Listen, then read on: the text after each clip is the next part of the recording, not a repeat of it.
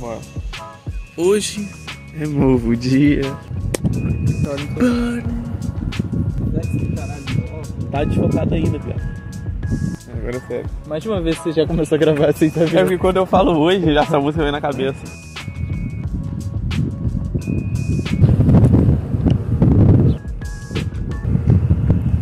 Eu não tô fazendo nada, caralho. Eu não sei o que falar, pô. 1, 2, 3. Bem-vindos a mais um vídeo do canal Lanterna. Hoje estamos aqui na UF, de volta pra UF. O nosso período ainda não começou, mas a gente já veio aqui fazer merda nenhuma, porque a gente não tem lugar pra gravar o vídeo, online é uma porcaria. Mas a gente quer hoje no vídeo falar sobre a rodada do Brasileirão de semana passada, que a gente não comentou, e essa última rodada da Copa do Brasil desse meio de semana. Aí entra a introdução, vídeo. E sabe que eu vou voltar isso, né? Não. Eu aguento essa porra.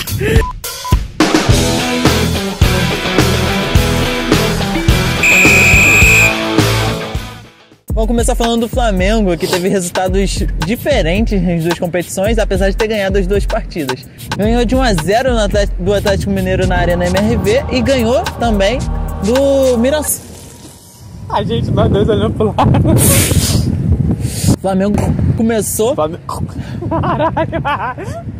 Flamengo perdeu nos pênaltis pro Atlético Mineiro depois de uma defesa do Everson num chute do Samuel Lino e de um chute completamente bizonho do Alaciano na última cobrança, né? Que o moleque da base foi posto pra cobrar a quinta, né? Cobrança da disputa de pênaltis. Olha, eu assisti o jogo, né? O Flamengo Atlético Mineiro. Achei que o Atlético, por estar jogando em casa, deveria se impor mais, né? Em determinado momento ali o Atlético até conseguiu algumas finalizações. O Hulk teve umas 2, 3 finalizações no primeiro tempo, todas pra fora. E em alguns momentos foi até fominha, podia ter tocado. Ó. Eu entendo, né? Porque o Hulk é o grande jogador do Atlético e nesses momentos ele tem que chamar a responsabilidade.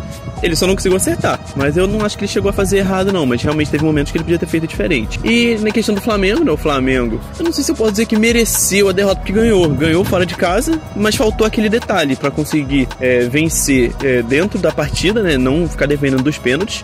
Tem um grande goleiro, mas que não conseguiu defender nenhuma penalidade.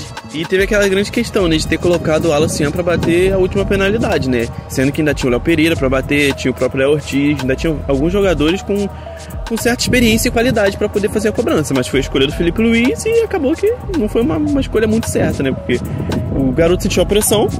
Foi até engraçado que teve alguns memes do pessoal postando, comparando aquele momento pré-batida de pênalti com o Militão, que dele jogando a bola pro alto e tal, pra mostrar que tava tranquilo, mas perdeu igual. Exatamente, todos os dois isolaram. Exatamente. Então acabou que foi isso. O Flamengo, que jogou a Copa do Brasil, foi eliminado, mas aí agora ganhou do Mirassol, ganhou dentro do Maracanã do Mirassol, numa partida que parecia fácil, mas que depois, ali no finalzinho, o Mirassol teve a chance de empatar ainda, só que não conseguiu. E agora o Flamengo está se consolidando, né, como líder do campeonato. E é aquilo que a gente já vem falando em alguns outros vídeos, que se ninguém abrir o olho, principalmente o Palmeiras, que é o único time ali que ainda pode passar o Flamengo por ter 2 jogos a menos, o Flamengo vai empilhar mais uma taça. O Flamengo não jogou mal essa partida contra o Atlético Mineiro. O problema foi o último momento ali. O Pedro perdeu algumas chances. O próprio Samuel Lino entrou muito bem na partida e tal. Ele vem entrando muito bem nos jogos que ele está jogando. Só que não conseguiu criar aquele último lance para gerar um gol. As duas equipes apresentaram mais ou menos o mesmo desempenho dos atacantes na partida, faltando esse último detalhe. Por acaso o Flamengo conseguiu aquele gol, empatou, né, no agregado e perdeu nos pênaltis. Foi uma partida que foi decidida completamente nos detalhes. O problema mesmo foi a displicência, talvez, do técnico ou dos líderes e capitães da equipe de deixar um moleque de 18 anos da base cobrar uma última penalidade. Isso aí eu acho que em time nenhum, né, da história do planeta deve ter dado certo. Só se o cara era o Pelé. E o Alaciano não é o Pelé, apesar de ser muito bom. E o Fluminense, hein, Helder? Conseguiu ganhar, né, nas duas partidas da Copa do Brasil, mas no Brasileiro ainda está apresentando oscilações na partida, que conseguiu empatar em 3-3 com o Bahia, no que foi talvez a melhor partida da rodada, mas uma decepção para os torcedores do Fluminense. O Fluminense, que na Copa do Brasil empatou, né, com o Inter no Maracanã, depois de ter vencido a primeira partida lá no Beira-Rio. E só pra corrigir uma coisa que eu tinha dito no outro vídeo, que eu tinha falado que o Fluminense tinha vencido todas as partidas no Beira-Rio, de 2023 pra cá, na verdade teve uma partida no Brasileirão do ano passado que o Inter venceu por 2-1, então foram quase todas, não chegaram a ser todas. Mas, cara, foi uma partida, tipo assim, que parecia, o Fluminense começou melhor, começou em cima, não conseguiu marcar um gol, e numa falha da defesa do Inter, que foi na falha do Ronaldo, né? Sim. Que inclusive foi substituído depois, saiu bem puto, batendo no banco do Maracanã e tudo, de raiva. Não sei se era de raiva do técnico por ter substituído ele, ou se raiva de si mesmo por ter errado, né? Acho que um pouco dos dois. Sim. O Fluminense depois sofreu empate na cobrança de pênalti do Alan Patrick. O Fábio chegou a defender no primeiro lance, só que o juiz viu que ele se adiantou e mandou bater de novo. E na segunda o Alan Patrick não errou. Mas foi uma partida que eu não vi tanto perigo assim do Fluminense, tirando esse momento do pênalti, uma certa pressão que o Inter fez ali. Tirando esse momento, não foi um jogo tão perigoso na classificação do Fluminense.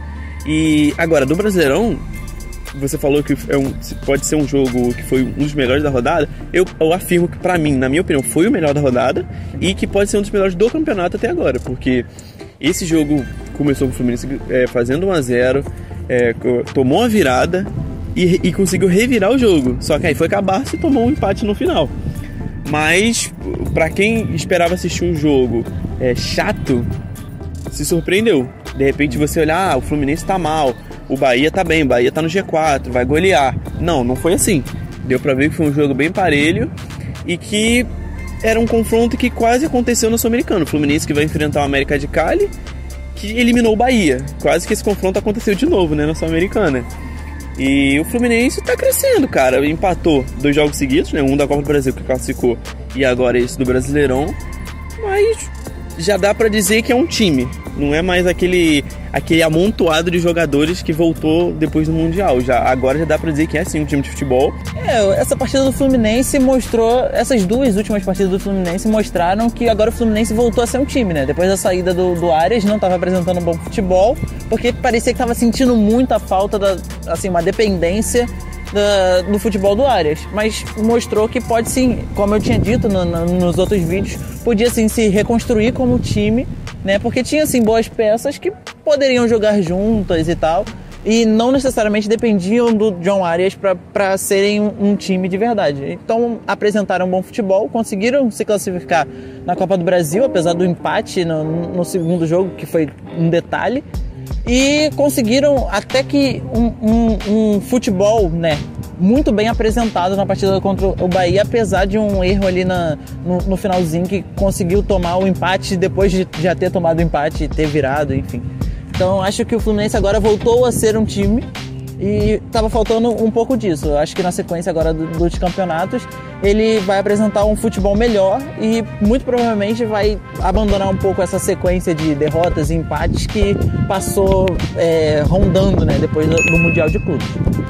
Vamos falar agora sobre o Vasco, né? Vasco que se classificou na Copa do Brasil, ganhando do CSA de 3-1 em casa, em São Januário, mas também empatou com o Atlético Mineiro, também em casa, em São Januário, numa partida que foi muito marcada por erros dos atacantes de ambos os times, que ambos os times tiveram a chance de ganhar a partida, de decidir o jogo. O Coutinho perdeu uma chance de cara pro goleiro, o Biel do Atlético Mineiro também perdeu uma chance clara de gol, que muito parecida até com uma chance que ele perdeu contra o Vasco uns anos atrás, quando ele jogava pelo Fluminense, e ficou nesse detalhe o empate 1-1, que acho que até saiu bom para os dois times, que pelo menos conseguiram algum ponto numa partida que parecia meio perdida para os dois. Esse jogo foi muito um reflexo não só desse Vasco com o Fernando Diniz, mas das equipes do Diniz. É muita chance para pouca conclusão bem feita, né? Pouco gol marcado. Teve até uma situação do Coutinho com o Verratti ali num lance que o Coutinho fez uma jogada, deixou o marcador no chão, fez o passe para o Verratti. O Verratti foi para um lado e a bola tinha ido para o outro, que o Coutinho demonstrou certa irritabilidade com o atacante do Vasco, né? E que deu até um princípiozinho de confusão ali entre os dois, mas que o Coutinho depois já falou que foi no vestiário, eles conversaram, ficou de boa, lance de campo. Mas o Vasco tem sido isso, cara. O Vasco é muita entrevista do Diniz, eu vejo até uns comentários nas redes sociais, né? dos torcedores falando que toda a coletiva do Diniz está sendo os mesmos comentários, falando que uma hora a bola vai entrar, que o Vasco tá jogando bem, só não tá conseguindo fazer os gols, que é o mais importante do jogo, porque o que ganha não é número de passes, não é número de passes de bola, é gol marcado, é bola na rede. Mas, cara, o Vasco tá tentando a situação igual do Fluminense no ano passado. O Fluminense demorou muito a mandar o Diniz embora, ficou na zona, e se tivesse demorado mais uma partida ou duas, teria caído, não teria dado tempo de conseguir ficar na Série A. E o Vasco tá caminhando a passos largos para acontecer a mesma coisa, porque o Vasco não reage, o Vasco marca um gol, toma 3, não consegue vencer, não consegue somar pontos direito. O Santos, que tava na pior, já falei, tava na merda.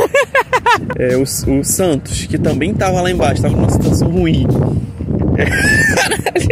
O Santos, que era um time que também estava afundado, já tá conseguindo se distanciar, né, da zona de rebaixamento, já tá, acho que, a 2 posições, se não me engano, do primeiro dentro da zona. Venceu o Cruzeiro com propriedade, Vasco, venceu com propriedade, depois do Cruzeiro inclusive ter perdido pro Ceará, agora perdeu pro Santos dentro do Mineirão. O Vasco, que tomou o gol mais rápido dessa edição do Brasileirão, com 37 segundos, o Gabriel Menino já marcou esse gol, né, do empate dessa partida.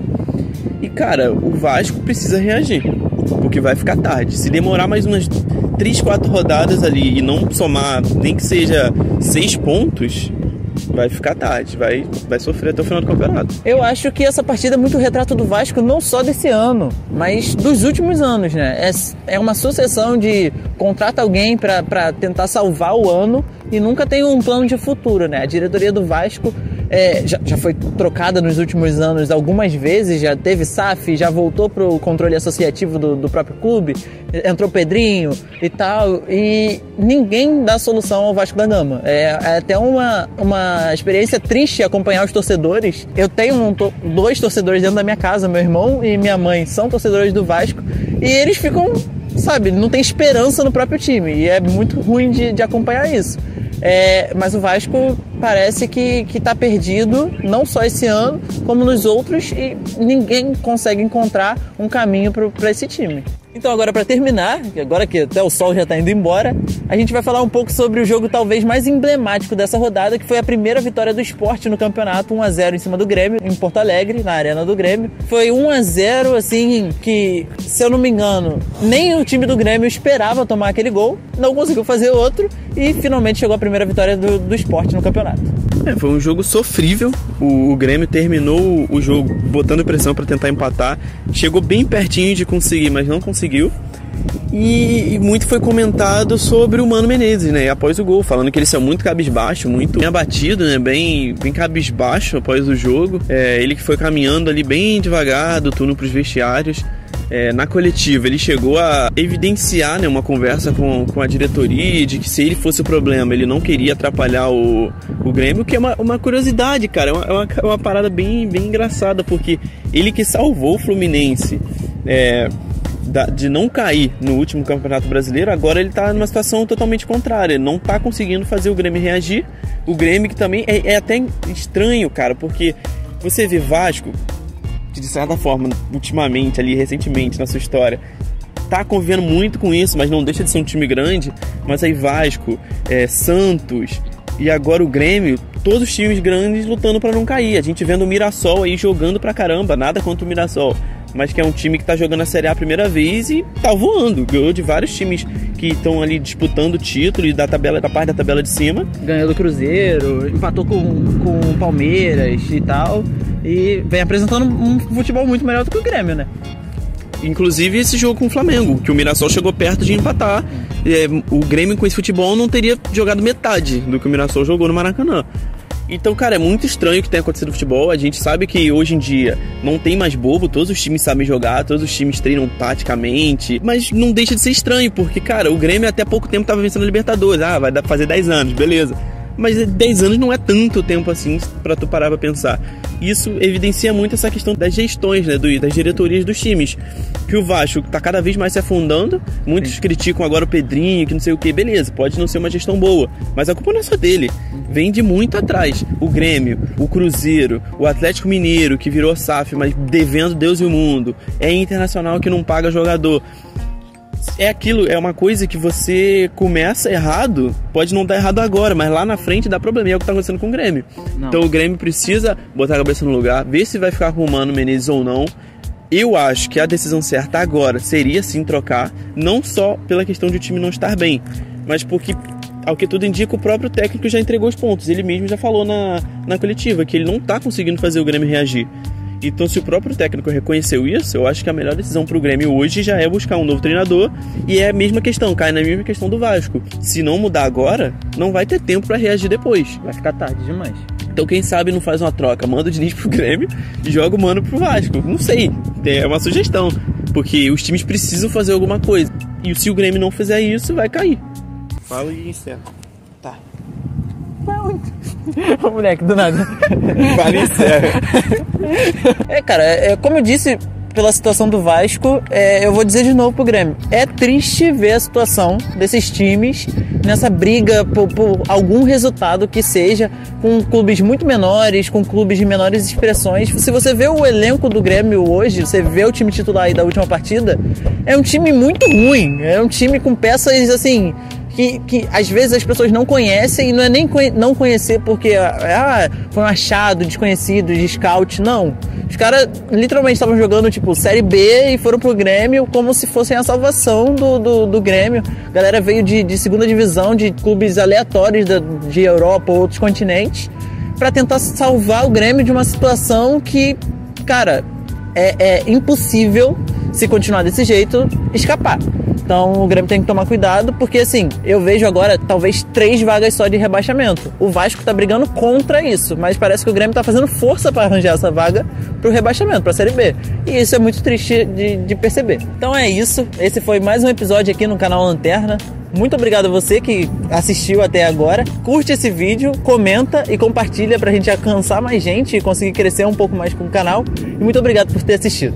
Valeu e até o próximo.